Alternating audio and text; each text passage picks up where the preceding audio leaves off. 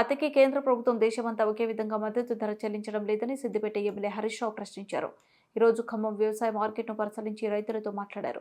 రైతులకు సరైన గిట్టుబాటు ధర లేక ఇబ్బందులు పడుతున్నారని, తమ సమస్యలను వెంటనే అధికారుల దృష్టికి తీసుకువెళ్తానని, గిట్టుబాటు ధర అందేంత వరకు రైతులు అంతా ఉంటారని హామీ ఇచ్చారు. సీఎం రేవంత్ రెడ్డికి మద్యం ధరలపై ఉన్న శ్రద్ధ మద్దతు ధరపై లేదు అని హరీష్ రావు చేశారు. ప్రతికి కేంద్రం చెల్లించే మద్దతు ధర ఒక్కో రాష్ట్రంలో ఒక్కో విధంగా ఎందుకుందని నిలదీశారు.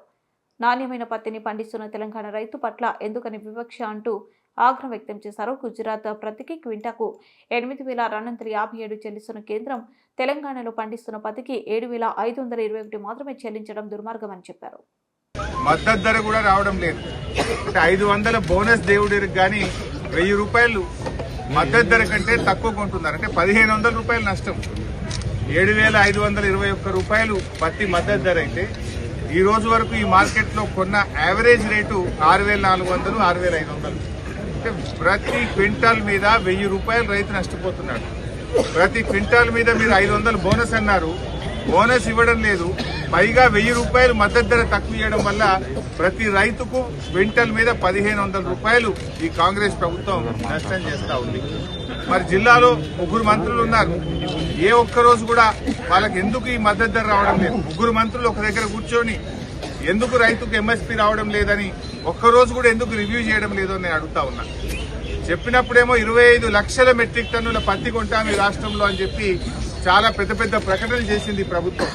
కానీ ఈ రోజు వరకు 1,20,000 మెట్రిక్ టన్నులు కూడా పత్తి రాష్ట్రంలో కొనలేదు. పత్తి మొత్తం కూడా దళారుల పాలైపోయింది. అకాల వర్షాల వల్ల పంట నష్టం జరిగి అసలు 4-5 క్వింటాలు కూడా ఈ రోజు దిగుబడి రావడం లేదు. ఒకవైపు పెట్టుబడి సాయం లేదు, ఒకవైపు దిగుబడి రావడం లేదు. కనీసం మద్దతు ధర కూడా ఇవ్వకుండా రైతుల్ని చాలా తీవ్రంగా నష్టపరుస్తా ఉంది కాంగ్రెస్ పార్టీ. ఈ మొద్దు నిద్రపోతున్నారా?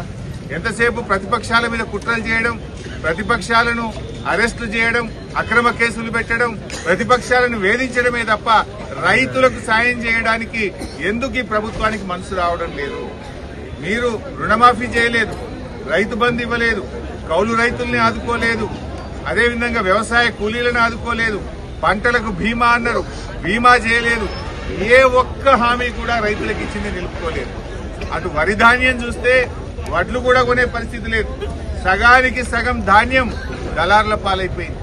పత్తి రైతులు ఇలా ఆత్మహత్యలు చేసుకుంటున్నారు. రాష్ట్రంలో చాలా చోట్ల కూడా పత్తి రైతులు పెట్టుబడి రాక ఇబ్బంది పడతా ఉన్నారు. ఈరోజు ఈ మార్కెట్లో మీరు చూస్తే మొత్తంగా ట్రేడర్ వైజ్ కూడా చూస్తే ఏ ఒక్క ట్రేడర్ కూడా 6,400, 6,500 కంటే ఈ సీజన్ లో అంటే 1/10/2024 నుంచి 21/11/2024 వరకు అంటే 2 నెలల యావరేజ్ చూస్తే 6,400 దాటడం లేదు. మరి ఎంఎస్పీ 7,521 ఉంది కదా, ఎందుకు ఎంఎస్పీ రావట్లేదు? ప్రతి రైతు 1,100 రూపాయలు ఒక క్వింటల్ మీద నష్టపోతా ఉన్నారు. ఇది మార్కెట్ యార్డు లెక్కలే, నేను చెప్తున్న లెక్కలు కాదు. రైతులు ఏమన్నారు ఇప్పుడు కలిస్తే? మార్కెట్ యార్డ్ లో సిసిఐ